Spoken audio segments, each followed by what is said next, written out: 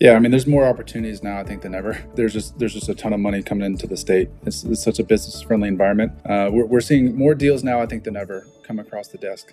The advantage that the individual buyer has, I think, is the emotional piece. I think people underplay that because it's not always the highest offer that gets picked. I've seen many times where they've taken lower prices based on the relationship and the emotional side of things. I'm shocked at like some of these businesses that are operating at the level they are without unorganized their financials are. I'm like, if you just got organized and had everything consolidated, you would probably like increase 25% just by that. Welcome to Advisory List, the SMB M&A Podcast, where we sit down with the advisors and professional deal makers who drive M&A transactions every day. Each week, we break down the questions buyers, sellers, and investors are actually asking. What's happening in specific markets, how to prepare for an exit, tax strategy, deal structure, and more.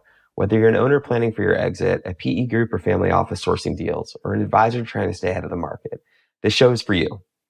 I'm Gaston Reeder, host of the Advisory List podcast, and today we're getting into home services M&A in South Florida, one of the most actively consolidating markets in the country. My guest today is Jesse Hastings, an M&A advisor and partner at CBH Business Group, a Florida firm that runs confidential sale processes for companies valued between $3 million and $50 million. Jesse is a certified business intermediary, and before advising on deals, he built and scaled 5 companies of his own. His firm is currently representing several home services companies for sale, and they have recently completed acquisitions in both roofing and plumbing. We're going to dive into his experience today and get a ground level view of the South Florida market, what types of buyers are active in home services right now, how they differ from one another, and what sellers in this space most often get wrong before they go to market. Jesse, welcome to the show. Thanks for having me, Gaston. Looking forward to getting into it. Absolutely. Yeah, South Florida is such an active market. I'm really looking forward to getting a glimpse into what's going on down there right now. Jesse, where are you joining us from? Yeah, well, here in sunny Florida, we actually have a family ranch that we keep our office on, which explains the Bambi, the cow behind us. That was my dad's like prize cow. So we have about a 200-acre ranch, and we have like a little home, like our office tucked away at the ranch. It's nice to get away. I got 3 small kids at the house, so much quieter out here. Oh, that's great. Sounds very peaceful. Well, yeah, no, I'm like I said, I'm really looking forward to jumping in. So, I think my first question is a pretty general one. Jesse, what is your team seeing in the home services space in South Florida right now, just from a general market standpoint? A lot of activity. So a lot of private equity groups, a lot of money coming into the state, the whole state really. It doesn't really matter where you are in Florida, but South Florida especially. But private equity coming in for all the home services, landscaping, plumbing, roofing, HVAC, electrical, pest control. Anything recurring in nature is always great, but a lot of money coming in family offices as well. And then you also have individual buyers and competitors looking to expand and take over market share. Amazing. So we have, kind of the whole buyer universe looking at these types of deals. You mentioned a few different industries or sub-industries within home services. Are there any that you're particularly excited about or you're seeing a lot more activity within at this point? We're pretty industry agnostic within that sector. I would say there's a cooling, like, so for instance, HVAC, 4 years ago was really, really hot. Multiples were astronomical, and those kind of cooled off, but now they're coming back up. You can see HVAC is coming back up a little bit. And the same with roofing that we saw. Roofing was really hot in 23 and 24, where you had some extremely high multiples. A buddy of mine, he had a large company, but he sold for, I think, 18x his EBITDA. Granted, he was probably, I think it was 10 million of EBITDA. But even then, if you have that now, you're not getting that multiple anymore. The sellers that didn't take advantage of that time, unfortunately, they're not going to see those multiples unless they double their business. But no, you're seeing. I think HVAC is the multiples are coming back up. But any business that's structured correctly, and we kind of dive into what that means. But anything that's structured correctly and has a good ROI for any buyer, especially private equity, they're going to get a healthy multiple. It just might not be what it was, a couple of years ago. An 18x multiple. That is incredible. Yeah. And what type of business was that? Roofing. Roofing. Okay. Great time to be a roofer. And within, electrical contracting and pest control and HVAC, are there any specific industries that you're seeing these buyer groups go after more than others? Currently, I would say they're all pretty hot. I think roofing's cooled off a little bit. I know I was talking to a couple of my private equity partners that we've sent deals to, and like I said, the 2023 and 2024 very high multiples, and I think it scared off a lot of PE groups, post 12 months because a lot of those owners had relationships with their clients, and they didn't see the return I don't think they were expecting. We had a roofing company. They were 20. They were about 3 million of EBITDA, and they wanted 18 million. This is in 2024. We got them 3 LOIs over 24 million, and then they wanted 25 million, and kind of drug their feet a little bit. And long story short, that was right toward getting to the end of the back end of 24, and the business started to drop off a little bit, and so the multiples took a tank. And so they had at that time would have been over a close to a 7x, right? So 6-7x. They won't see those multiples again unless they triple their business or double their business at least. Oh, wow. But yeah, it's a crazy time right now. But I think landscaping is really good. We have a landscaping deal in diligence right now that's had a lot of interest. They're about 2 million of EBITDA. Pest control is always great because it's reoccurring. Same with landscaping, depending on your structure. If you're more project-based or maintenance-based, more maintenance the better because it's just predictable income. HVAC is always good. Like I said, that HVAC coming back up, at least from what I'm seeing. Electrical is always good. Plumbing's great.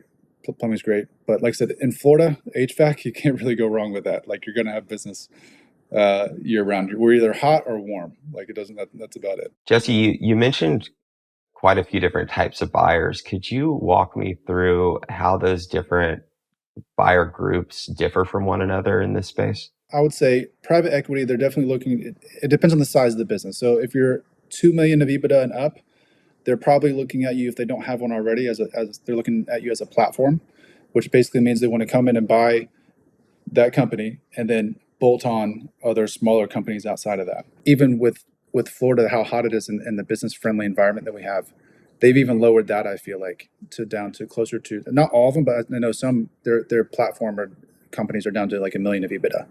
And then the bolt-ons, they'll go down to a couple $100,000 of SDE or SDE as bolt-ons.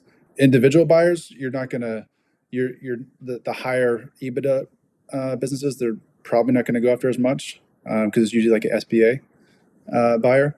But that's what I've seen with the private equity is they'll come in and kind of go for those larger platform companies, and if not, they'll just bolt on. But they've really lowered their entrance point as far as the businesses because they just want to be in Florida, to be honest with you. Interesting. So it's probably a pretty hard time to be an individual buyer or a small strategic who needs to use an SBA loan to acquire one of these companies when you have private equity lowering their threshold for acquisition targets. If it's larger, yeah, it's tougher. The advantage that the individual buyer has, I think, is the emotional piece.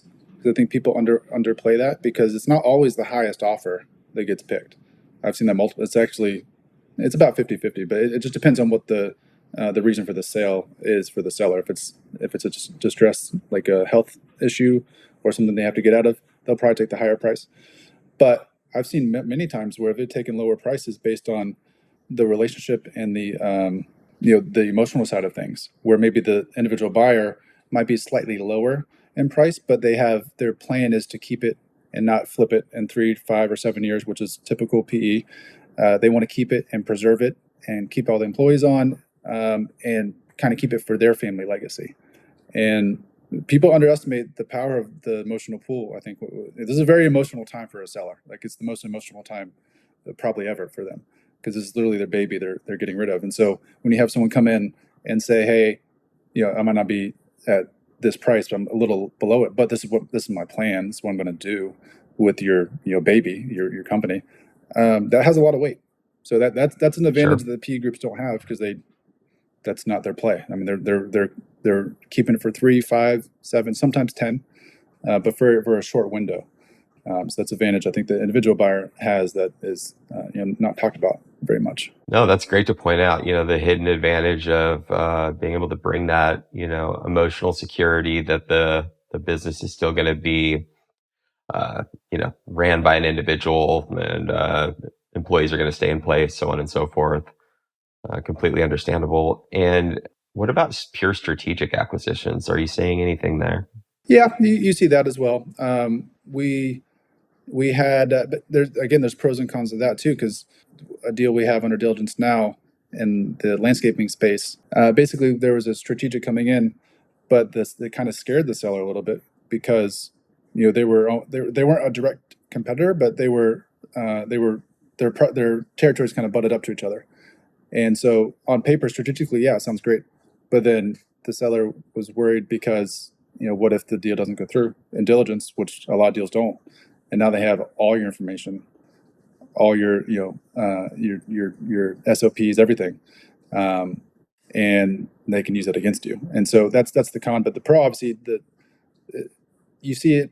I think I've seen it more in roofing, like strategically buyers coming in. That's where I've seen it the most. Not to say it's not happening in other fields. That's just where I've seen it.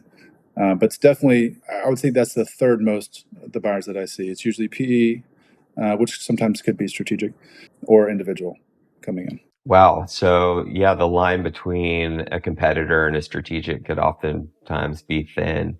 How do you deal with a situation like that where there's a confidentiality risk from a potential suitor, and you want to push the deal forward, but also want to protect the client's interest? Yeah, I mean, you have NDAs, but if someone breaks it, there's still that's a long battle to fight. And so at the end of the day, it's not my decision; it's the seller. So we just lay out, kind of take the emotions out of it. Here's the situation. Here's the pros. Here's the cons of this deal. Pros and cons of this deal. Pros and cons of this deal. That's it. Literally, there was 3 deals for that particular one I was talking about. There's 3 options on the table that he was choosing from. And at the end of the day, it's not my baby. It's not my business. So we can just lay out, here's and they do ask, like, what's your opinion, because we'll kind of get more into it, but I'm not the only one at CBH. I have experience, but not nearly the amount of experience as my partners, and so they lean on their experience, and that's kind of how you do. You just lay out the facts and let the seller come to his own conclusion. We've got some strategic and private equity consolidation happening in South Florida and, of course, in home services. Can you talk to me a little bit about what these acquirers are prioritizing and what they're avoiding at this point? I'm shocked at, like, some of these businesses that are operating at the level they are without unorganized their financials are. And that's what I mean. The more risk perceived in a deal, the lower the multiple or the lower the offer is going to be. The less risk, the higher the offer. And so if you have shaky financials, if you have a lot of personal stuff running through the business, if you're trying to save 20 grand on taxes to do something that's going to cost you 4 times that on a sale. And so the thing that they avoid is shaky financials. They avoid any concentration, especially like over 20% of your biggest customer. If it's over 20%, that's a red flag, because if they leave, that's 80. You have 80% of your revenue left. Owner dependence, like if everything runs through you. Now, granted, this is more, if I'm looking at more of like a 2 million and up EBITDA company. If it's lower than that, I mean, you're kind of expecting owner dependence. If you're under a million or so, these probably pretty involved still, just because at that level you're not really affording a whole management team and C-suite. But that's what they want to avoid. So the antithesis of that is what they're looking for is low owner dependency. They want clean financials, not very much customer concentration. Ideally, I mean, if you're under 5%, great. Under 10%, still good. Once you get over like the 10, 15%, then it's a little, they're going to take a little more harder look at that. But yeah, those are the biggest things I see. But by far and away is the financials. Like, I'm still shocked every time I see like a business doing 10 million in revenue and 2 million of EBITDA. And I'm like, if you just got organized and had everything consolidated, you would probably like increase 25% just by that. So I'm kind of shocked they're doing so well with how unorganized some of these businesses are. Sure. And what do you think they could do better to prepare for the process, and how long would that take them? Hire CBH. Yeah, I'm just kidding. So they would. No, you got to take a year, at least, probably 2, and just make sure everything's documented. You have SOPs in place. Basically, the question we always ask people that you want to ask yourself, like if you're looking to sell in the future, what would happen to my business if I stepped off, like took a vacation for 30 days? What happens? And whatever the first thing that would break, like fix that first. And then just kind of make a list. Like don't actually do it. You don't want anything to break, but like go through that mental exercise and go through the things of like what would break and what would I do now to fix that? So like cleaning up the financials, because when you get in diligence, they are verifying and checking everything, everything, and they're going to check and verify all the financials, check and verify all the employment history, all the workers' comp claims, like the everything, anything you could think of, they're going to check, and so making sure everything is documented, everything is organized. The quickest deal that we've ever done, I think, was 4 months from start to finish.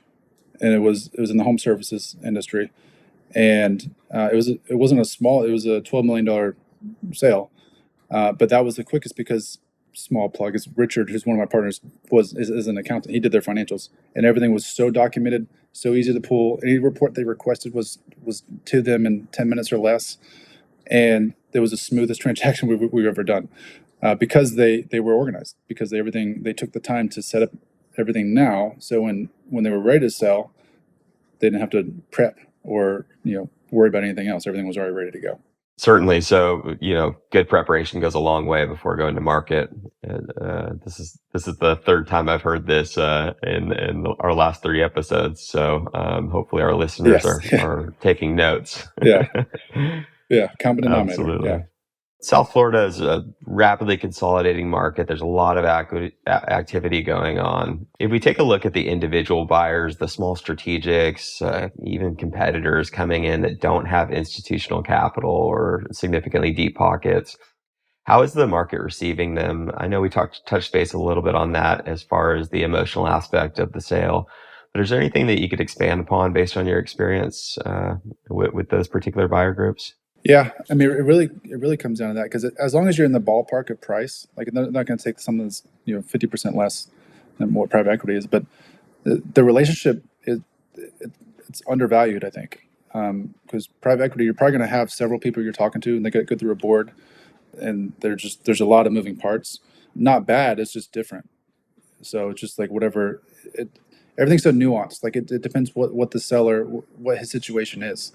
A lot of time, like you're seeing what they call the silver wave tsunami or silver tsunami, right? Like the silver tsunami, baby boomers, silver tsunami. Yeah, like you're seeing like a lot of owners are older, and so they're looking more of a legacy piece. Obviously, they want to take chips off the table and cash out, but I really think the relationship piece is key. Like go back to the current example we had with the deal that the seller ended up going with private equity, but very, very seriously contended going with the individual. That was not nearly as good of a deal, but it was close. Like it was a very close decision.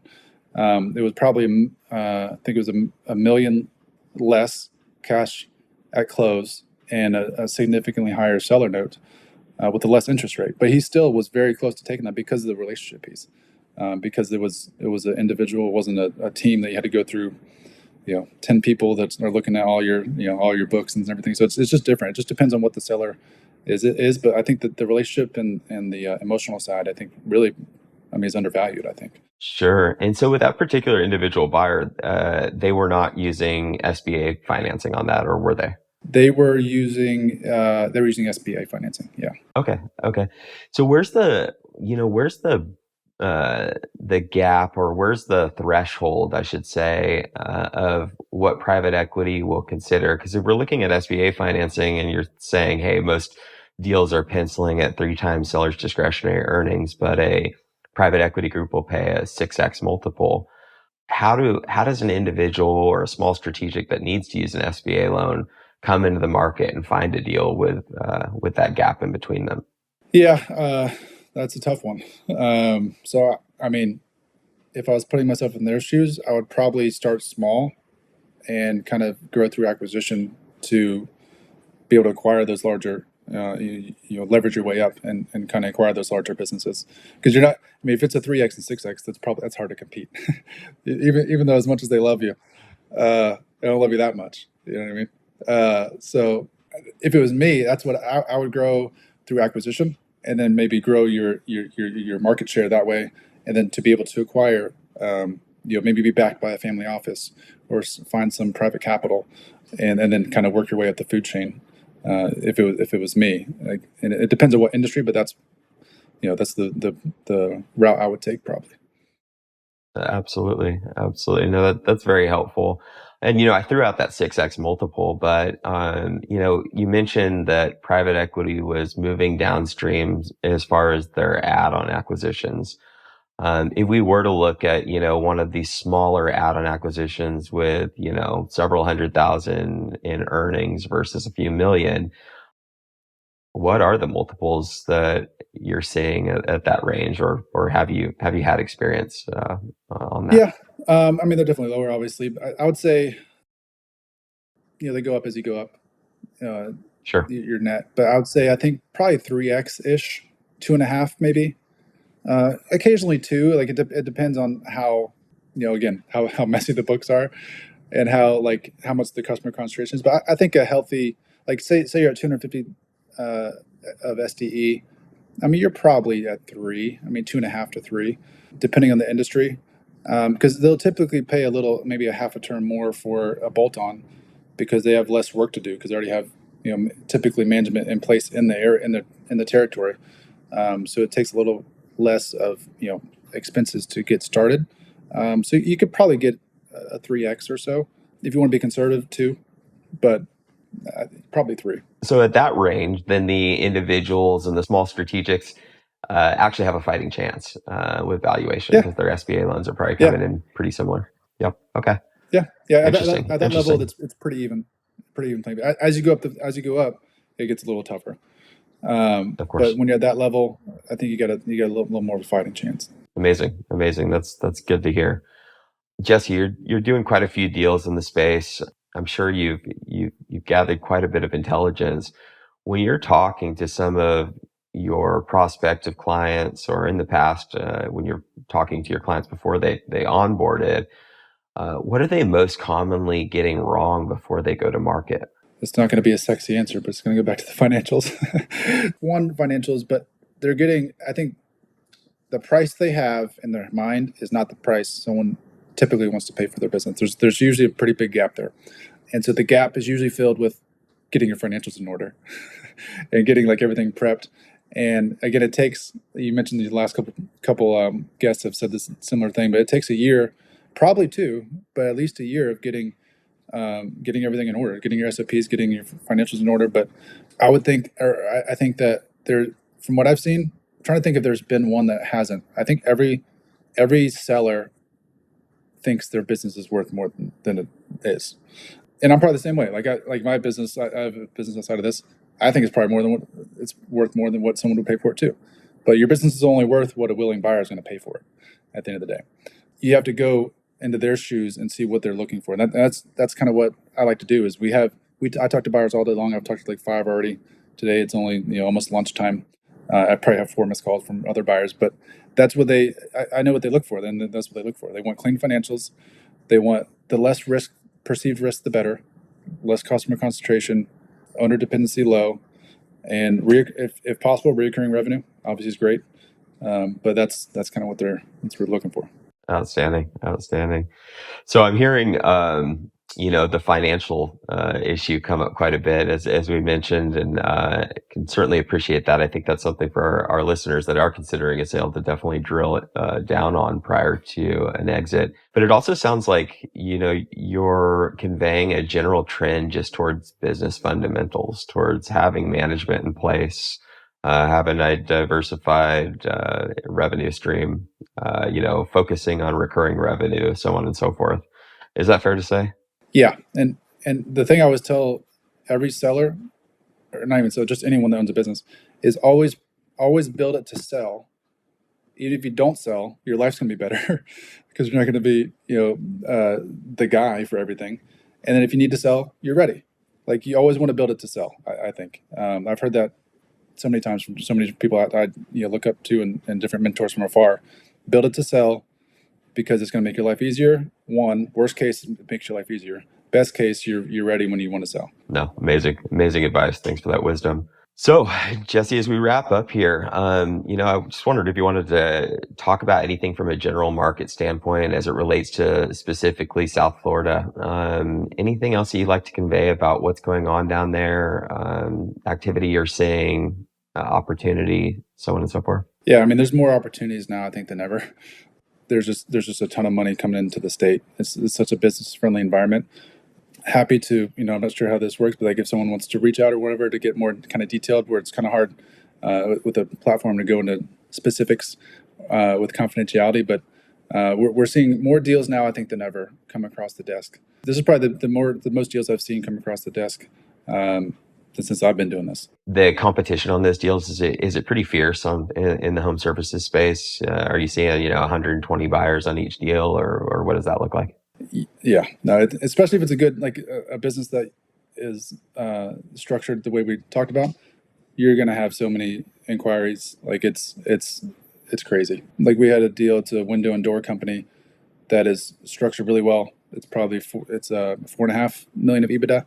I mean, we put that, honestly, a lot of these businesses now, if they're structured right, they sell before we even list them on any websites, because we have over 4,000 buyers that we're kind of in our network, and maybe the top 10 or 20 in that particular industry, I'll kind of just text, very generic, but they kind of know me, so I'll tell them this industry, this revenue, this EBITDA.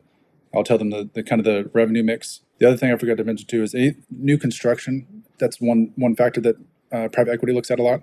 If you're heavy new construction in any of the trades, they'll see that as a negative. Again, perceived risk.